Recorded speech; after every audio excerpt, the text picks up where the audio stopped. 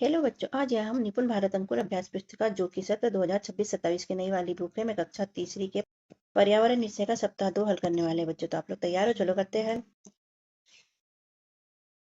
दो दिवस एक रेडिनेस सप्ताह 2 सीखने के बिंदु पौधे और जीव जंतुओं से प्राप्त भोजन के विभिन्न स्रोतों की पहचान करना। बनाओ के अंतर्गत अभ्यास क्रमांक 1, दिए गए फलों और सब्जियों के चित्रों में रंग भरिए और उनके नाम लिखिए। जो लौकी का चित्र है बच्चों, तो लौकी लिख देंगे और यहाँ पर लौकी में रंग भर देंगे।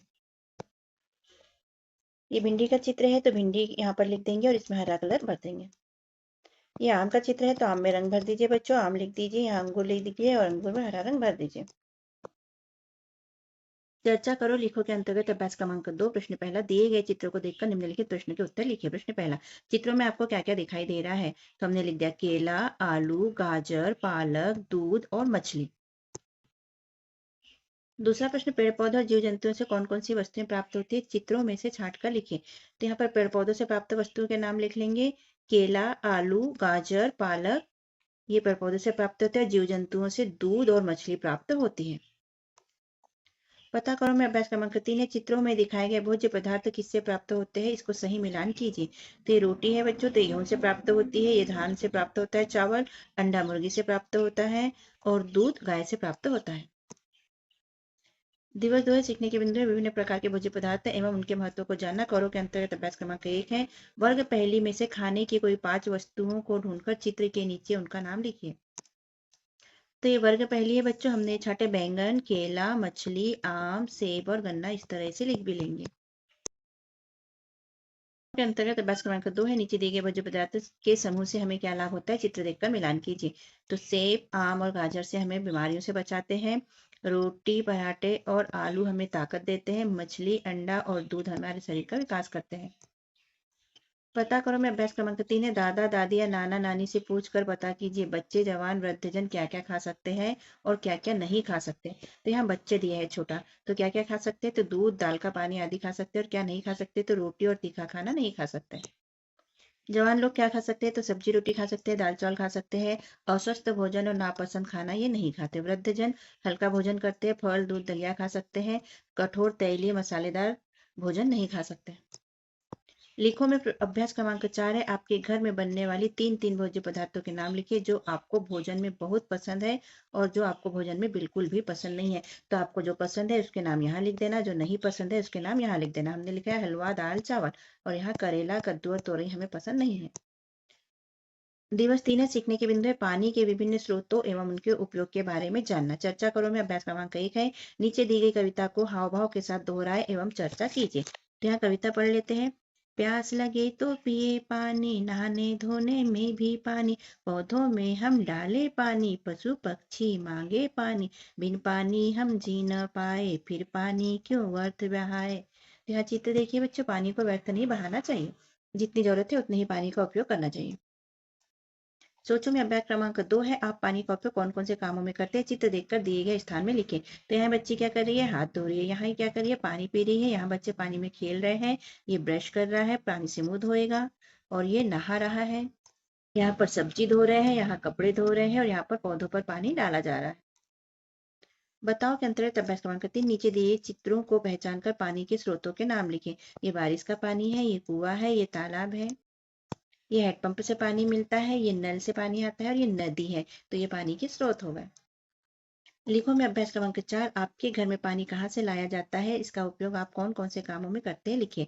हमारे घर में नल से पानी आता है, इसका उपयोग हम ब्रश, हाथ नहाने में करते हैं, खाना बनाने में, घर की साफ सफाई में इसका उपयोग करते हैं, पेड़ पौधों को पानी डालते हैं, इस तरह इसका उपयोग होता है। दिवस 4 है, सीखने के बिंदु है, पानी के गुण एवं रूपों के बारे में जानना और पानी की बचत करना। करो के अंतर्गत अभ्यास क्रमांक 1 है, नीचे दिए गए गिलासों के अनुसार पानी में आप क्या क्या मिलाएंगे? दिए गए स्थान में पदार्थ का नाम भी लिखिए। काली स्याही, नीली स्याही, हल्दी, महावर, शक्कर और नमक। तो यहाँ देखो बच्चों, पानी काला सा दिख रहा है तो काली स्याही मिलाएंगे, पीले पानी के लिए हल्दी मिलाएंगे, नीले पानी के लिए नीली स्याही मिलाएंगे, लाल यदि करना है तो महावर मिलाएंगे, मीठा पानी बनाना है तो शक्कर मिलाएंगे और खारा पानी बनाना है तो इसमें नमक मिलाएंगे। लिखो में अभ्यास क्रमांक 2 है, नीचे दिए गए चित्रों को देखकर बताइए कि आपको पानी के कौन कौन से रूप दिखाई दे रहे हैं, उनके नाम लिखिए। तो ये बर्फ का टुकड़ा है जिसे कि ठोस कहते हैं, ये मटके में पानी भरा है, ये द्रव है और यहाँ पर गैस निकल रही है तो ये गैस है। इस तरह पानी के 3 रूप यहाँ पर दिखाए गए हैं।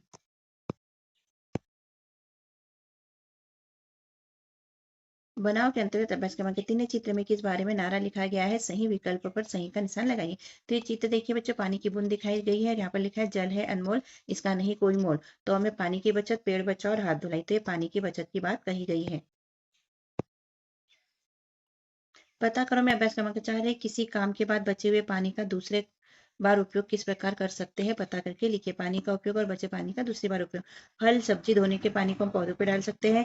कपड़े बर्तन धोने के पानी को हम आंगन लीप सकते हैं या पेड़ पौधों पर डाल सकते हैं। बर्तन के पहली बार के नहीं दूसरे बार के पानी को हम पौधों पर डाल सकते हैं। पोछा लगाने के बाद के पानी पर को हम पेड़ पौधों पर डाल सकते हैं। सीखने के बिंदु है, भोजन एवं पानी के महत्व को समझना है, उनके प्रति संवेदनशीलता को जानना।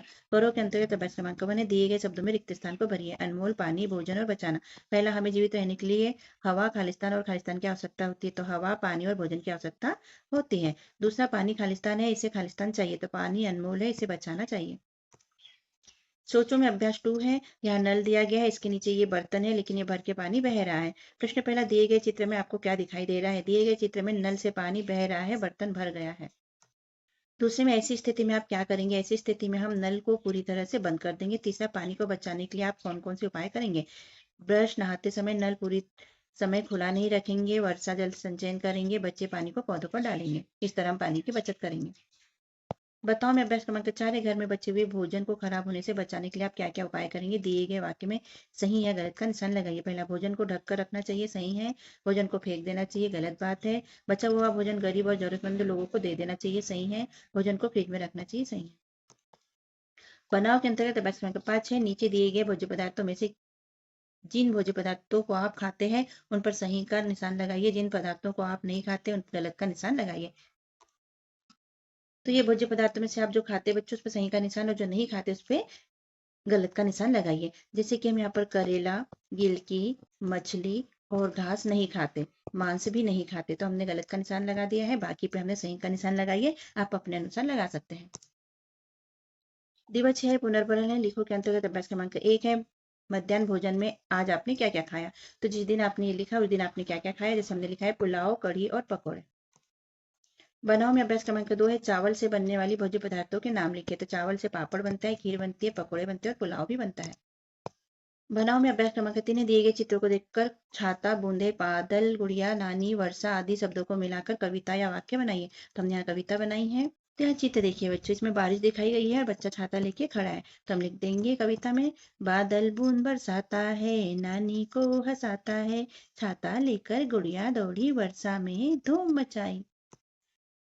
करो के अंतर्गत अभ्यास क्रमांक 4 दिए गए शब्दों से रिक्त स्थान भरिए। वर्षा, पानी, नल और जल। हमें खालिस्तान बचाना चाहिए, तो हमें पानी बचाना चाहिए। पानी का उपयोग करने के बाद खालिस्तान बंद कर देना चाहिए, नल बंद कर देना चाहिए। खालिस्तान ही जीवन है, जल ही जीवन है, हमें जल खालिस्तान से प्राप्त होता है, वर्षा से प्राप्त होता है। इस तरह खालिस्तान पूर्ण करेंगे। इस तरह यहाँ सप्ताह 2 होता है बच्चों हमारा कंप्लीट। और कैसा लगा आपको हमारा समझाना लिखवाना? यदि अच्छा लगा तो चैनल को सब्सक्राइब कीजिएगा, भूलिएगा मत, इस सब्सक्राइब करना एक बार होता है। और वीडियो को लाइक, शेयर और कमेंट भी कीजिए। और चौथी के सभी विषय के वीडियो यहाँ अपलोड करने वाले हैं बच्चों, तो आप हमारे चैनल को सब्सक्राइब करके रखिए, जिससे कि आपको वीडियो आसानी से प्राप्त हो सके और आप पूरा अभ्यास पुस्तिका कंप्लीट कर सके। मिलते हैं अगले वीडियो में, तब तक के लिए बाय बाय।